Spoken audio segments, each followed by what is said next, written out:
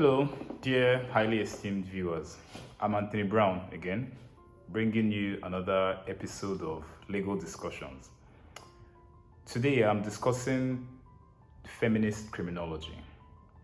It's a movement that has been gaining momentum since the Seneca Falls Convention of 1848. And this convention marked the birth of the abolitionist and the women's suffrage movements. So, first and foremost, what's feminism? Well, simply put, feminism is organized activity on behalf of women's rights and interests. Feminist criminology emerged as a critical response to male-centric criminological paradigms. It challenged theories, concepts, and methods that were developed using only male subjects. And it also came with the assumption that they would simply just apply to women. So this is the male-centric paradigm to it.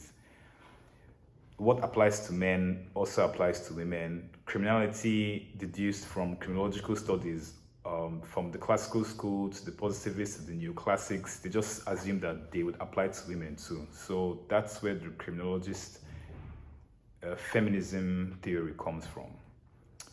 So these assumptions that criminological theories generally apply to both male and female gender led to the belief that women aren't biologically prone to crime, but rather that certain circumstances force women to act out criminally. Okay? And so this led to the development of feminist criminology, a theory aimed at explaining gender inequalities, women's oppression, and driving forces behind female criminal behavior. Now, considering the cultural expectations, economic pressures, and conflicting legal frameworks, for instance, where laws may criminalize survival behaviors like sex work or petty theft and ignores the systemic abuse, feminist criminology provides a lens to understand female criminality beyond stereotypes and biological determinism.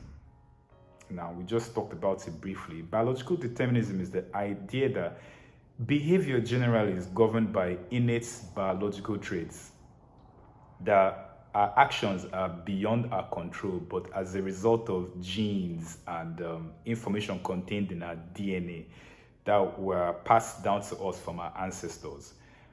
And feminist scholars argue that this view oversimplifies human behavior and ignores environmental and social influences. In a traditional Nigerian society, women are raised to embody submission, domesticity, and moral virtue, more like. Deviance from these roles, like committing any form of crime, is often seen as a personal failure and not a systemic issue, unlike men. This cultural framing obscures the structural and relational factors that drive female offending. So now, what is feminist criminology? The theory challenges, or more like critiques, the exclusion of women from criminological theory and research. And it includes several strands, such as the liberal feminism, which focuses on equal opportunities and legal reform. Then, secondly, radical feminism. This attributes female oppression to patriarchal structures, systems that favor men and suppress female advancement. Then we have the Marxist feminism. It links female criminality to capitalist exploitation. And finally, there's the intersectional feminism. It highlights how race, class, gender intersect to shape criminal pathways. So now let's explore some relevant schools of criminology on gender and crime and how it has added to the feminist criminological theory. So first of all, we have the Developmental School of Psychology. Its key proponents are Jean Piaget in his work titled The Moral Judgment of the Child, published in 1932, and Erikson. His work is titled Childhood and Society, published in 1950. The two scholars argue that human development follows a uniform progression from infancy to old age, regardless of gender. Piaget postulated 4 stages of human development. 1, sensory motor. Humans between 0 to 2 years experience learning through physical interaction. And secondly, we have the pre-operational stage, children between 2 to 7 years. And this involves symbolic thinking, like pretending a banana is a phone. Then thirdly, there's a concrete operational stage, 7 to 11 years. Here, logical reasoning develops, although it's limited by experience, but at least cognitive thinking begins to expand as the child gathers experience and knowledge. Then fourth, we have the formal operational stage. Its range is 12 years plus, 12 years and above. And this involves abstract and critical thinking. So abstract and critical thinking kicks in. Your child begins to ask you complicated questions. So maybe they're not even asking, maybe they're just trying to figure it out themselves. Then we have Erikson's 8 stages that he postulated. 1, trust against mistrusts.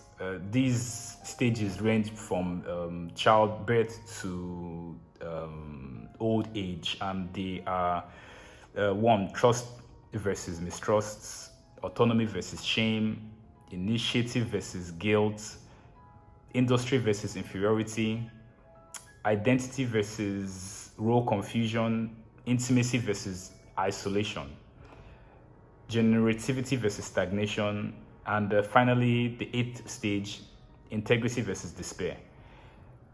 For an example would be a teenager navigating identity versus role confusion may struggle with peer pressure and societal expectations, potentially influencing deviant behavior, peer group pressure, for instance.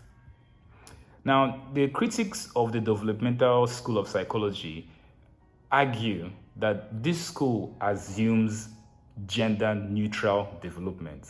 It ignores how boys and girls are socialized differently, especially in cultures with rigid gender roles. Okay, then secondly, we have the Relational School of Psychology. Now, this school argues that gendered socialization leads to different emotional and behavioral outcomes. Men are taught independence and risk-taking, traits linked to higher criminality. Women are trained for emotional dependence and caregiving, traits that discourage deviance. And it also argues that women who commit crimes often suffer emotional dislocation from family, marriage, or community. A certain author, Meda Chesney-Lind, in her work titled Girls, Delinquency, and Juvenile Justice, published in 1992, in her work, she reveals that many female offenders have histories of abuse, neglect, trauma, emotional breakdown, I guess. The Relational School also aligns with Robert Agnew's general strain theory, as it was discussed in an earlier video, so I won't get into that now. The general strain theory links emotional stress to deviance. It was postulated from the strain theory of Robert Merton, who derived his theory from Emil Durkheim. Now, comparing the Relational School to the Developmental School, the Relational School offers a gender-sensitive lens. It seriously tries to explain why female criminality is often reactive, in the sense that female crimes are usually survival crimes or responses to domestic abuse rather than proactive crimes like going to rob a bank because you can't meet up with bills or because you want to just ball and just have a very, very lovely life regardless of the rules and consequences. So yeah, women don't engage in those sort of crimes. That is what in the Relational School's position. So then thirdly, we Freda, Adler's liberation theory. That's number 3. So in Freda Adler's work titled Sisters in Crime, published in 1975, she argues that as women gain economic, political, and technological empowerment through globalization, their access to criminal opportunities increases. She outlines 5 dimensions of globalization. The first dimension is economic dimension, which is women's inclusion in labor markets. Secondly, the political dimension, women's inclusion in democratic participation. Thirdly, technological dimension, access to digital tools. Fourth, cultural, exposure to global norms. My society frowns on me looking a certain type of way, but in other societies in the world, it's celebrated or it's not an issue. So it really raises questions amongst feminists, and they begin to wonder, culture, is this just a control tool or what? What's happening? And finally, we have the legal dimension, rights and protections. In your state or wherever you're from, you can't drive because of the legal rules there. But in another state, or in another country, in another nation, another continent, it's legalized. Anyone can apply for a license. So it begins to make you wonder. I mean, that's a lot of exposure from Freda Adler's point of view. And her theory explains the rise in white-collar crimes among women and women's growing roles in transnational syndicates. So, according to a report published by the United Nations Office on Drugs and Crime, Global Report on Trafficking in Persons, published in 2020, it was recorded that female involvement in drug trafficking and cybercrime is increasing at an exponential rate. Okay. However, the Freda Adler's critics, such as Rita James Simon, in her own work titled Women and Crime, published in 1975, she argues that women's crimes are more about opportunity than aggression. Other scholars caution that Adler's theory may overstate the link between liberation and deviance and ignores persistent structural inequalities that still exist in the system. Then, fourthly, we have someone called Otto Pollak's Chivalry hypothesis. Now, brace yourself. Pollak's argument is quite provocative. So, if you're deeply entrenched in the feminist movement, I continue to crave your much appreciated indulgence. So just bear with me for only a little while.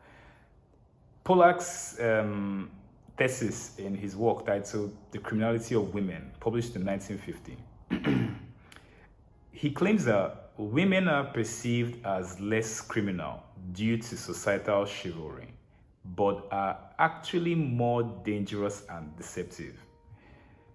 Now, what are his main claims? That 1, women's crimes are underreported. Example, poisoning, infanticide. Women are biologically adept at concealment due to reproductive health secrecy and emotional manipulation. His words, not mine. Thirdly, that female offenders are more systemic, using slow-acting methods. And finally, that women are preferred by secret police for covert operations due to their discretion. Pollak cites examples like female domestic servants committing theft undetected, or women supervising long-term poisoning of spouses. And so you can imagine what his critics have to say. For instance, Francis Haydn-Schon, however it's pronounced, in 1985, in a certain work that he published, he dismissed Pollak's work as gender biased and speculative and lacking empirical rigor. And then we have Stephen Jones, who in 2009, in his own work, noted that Pollak's claims were based on stereotypes, not data. Pollak's thesis is categorized as historically provocative in that it sparked debate on gender bias in justice, but methodologically flawed due to its reliance on anecdotal evidence and lack of statistical support. And entrenched in his hypothesis is his basis on biological determinism, the idea that women's behavior is biologically fixed, and this undermines its credibility in modern criminology. So, thanks for watching. If you found this video insightful, don't forget to like, share, leave a comment, and subscribe for more engaging legal content. Until next time, I'm Anthony Brown. Stay curious, stay informed.